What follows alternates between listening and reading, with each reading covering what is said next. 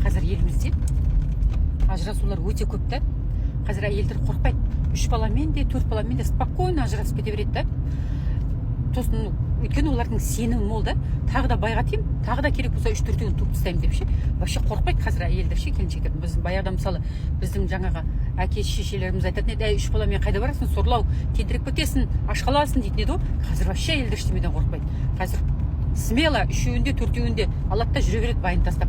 Өйткені қазір айтады, ол байларына ашық айтады. Мен мысалы сенімен байланыстырып тұрған ешқандай материалдық дүние емес. Сен даже мені баламен ұстай алмайсың, баламен мені байлай алмайсың. Кетем десем кетем. Сенімен екеумізді байланыстырып тұрған только сезім мен сенім дейді да. Мен саған сенуім керек дейді. Егер мен саған сенбесем, арамызда сезім болмаса, ауфидрезайн кеттің дейді да. И все, алады да кете береді. Бұл не сонда? Не ма? Эгоизм ба? Әйелдер тарапынан алғанда. Неге әйелдер өзінің қамын, басын, бақытын ғана ойлайды да? Ол енді олай ойлауға да олар в принципе құқы бар, әрине. Баласын ойламайды, басқасын ойламайды. Солай әйелдер өзгеріп кетті да? Айтыңыздар бірдеңе.